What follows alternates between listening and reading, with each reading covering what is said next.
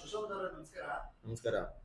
ನಿಮ್ಮನ್ನ ನಾವು ಕಳೆದ ಬಾರಿ ಬಿಗ್ ಬಾಸ್ ಅಲ್ಲಿ ಆ, ತುಂಬಾ ನೋಡಿದ್ವಿ. ಈ ಬಾರಿ ಮಿಸ್ ಮಾಡ್ಕೊಳ್ತಾ ಇದ್ವಿ. ಅಂದ್ರೆ ಕಳೆದ ಬಾರಿ ಎಪಿಸೋಡ್ಗಳ ರಿವ್ಯೂ ಕೊಡೋದಾಗಿರ್ಬೋದು, ಎಲ್ಲವೂ ತುಂಬಾ ಚೆನ್ನಾಗಿ ಮಾಡಿದ್ರಿ. ಆದ್ರೆ ಈ ಬಾರಿ ಏನಾಯ್ತು ನಿಮ್ಗೆ? ಸರ್, ನಾನು ಕಳೆದ ಬಾರಿ ಬಿಗ್ ಬಾಸ್ ಅಲ್ಲಿ ಹೊರಗಡೆ ನೀವು ತುಂಬಾ ಕಾಣಿಸ್ಕೊಂತಿದ್ರಿ, ಬಟ್ ನಿಜವಾಗ್ಲೂ ನಾನು ಒಳಗಡೆ ಇರ್ಬೇಕಾದಂತ ವ್ಯಕ್ತಿ. ಬಟ್ ಏನ್ ಮಾಡೋದು, ಕಾರಣಾಂತರಗಳಿಂದ I am always a king maker and not a king. So ಆ ಟೈಮ್ ನನಗೂ ಬರುತ್ತೆ ಅಂತ ನಾನು ಅನ್ಕೊಂಡಿದ್ದೀನಿ. ಬಟ್ ಸ್ಪೆಸಿಫಿಕ್ ಆಗಿ ಕಾರಣ ಹೇಳೋಕ್ ಹೋದ್ರೆ ಯಾಕೆ ಈ ಬಾರಿ ನಾನು ಆ, ಜಾಸ್ತಿ ಕಾಣಿಸ್ಕೊಂತಿಲ್ಲ ಅಂತ ಹೇಳೋಕ್ ಹೋದ್ರೆ, ಸರ್ ನನಗೆ ನಾನು ವಿಚಾರ ಮತ್ತು ವಿಚಾರವಂತಿಕೆಗಳಿಗೆ ತುಂಬಾ ಬೆಲೆ ಕೊಡುವಂತ ವ್ಯಕ್ತಿ. ಈ ಬಾರಿ ಏನು ಕಂಟೆಸ್ಟೆಂಟ್ಸ್ ಗಳನ್ನ ಚೂಸ್ ಮಾಡಿದ್ದಾರೆ ಅಥವಾ ಆಯ್ಕೆ ಮಾಡಿದ್ದಾರೆ, ಅದ್ರ ಬಗ್ಗೆ ನಂಗೆ ಬಹಳ ಅಸಮಾಧಾನ ಇದೆ. ಮತ್ತೆ ನಾನು ಯಾವತ್ತೂ ಒಂದು ಬಿಗ್ ಬಾಸ್ ಅನ್ನುವಂತ ರಿಯಾಲಿಟಿ ಶೋ ಕೇವಲ ಜನ ನೋಡ್ಬೇಕಾಗಿರುವಂತ ಶೋ ಅಷ್ಟೇ ಅಲ್ಲದೆ, ಅದರಿಂದ ಏನಾದ್ರೂ ಜನ ಕಲಿಬೇಕು, ಒಂದು ಪ್ರಾಮುಖ್ಯತೆ ಇರಬೇಕು, ಅದರಲ್ಲಿ ಒಂದು ವಿಚಾರವಂತಿಕೆ ಇರಬೇಕು ಅಂತ ನಂಬಂತ ವ್ಯಕ್ತಿ. ಆ ವಿಚಾರವಂತಿಕೆ ಯಾವತ್ತು ಒಂದು ಶೋ ಇಂದ ಜನಕ್ಕೆ ಸಿಗಲ್ಲ. ಆವಾಗ ನಾನು ಆ ಶೋ ಬಗ್ಗೆ ಏನ್ ಮ್ಯಾಟರ್ ಆಗುತ್ತೆ ರಿವ್ಯೂ ಮಾಡಿದ್ರೆ ಅನ್ನೋದು ಒಂದು ಪ್ರಶ್ನೆ. ಬಟ್ ಆದ್ರೂ ಸಹ ನಾನು ಒಂದು ವಿಡಿಯೋ ಮಾಡಿದ್ದೆ, ನೀವು ನೋಡಿದಿರೋ ಇಲ್ವೋ ಗೊತ್ತಿಲ್ಲ.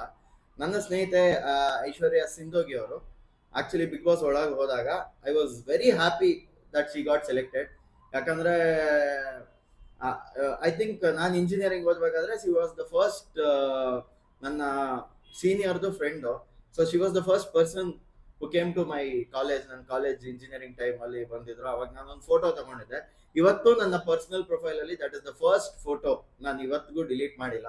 ಸೊ ಅವತ್ತು ಸಿಕ್ತವ್ರು. ಅದಾದ್ಮೇಲೆ ಬಿಗ್ ಬಾಸ್ ಗಿಂತ ಕೆಲ ತಿಂಗಳ ಹಿಂದೆ ನಾವೊಂದು ಲೈಕ್ ಪಾರ್ಟಿಯಲ್ಲಿ ಸಿಕ್ಕಿರ್ತೀವಿ, ಭೇಟಿಯಾಗಿರ್ತೀವಿ.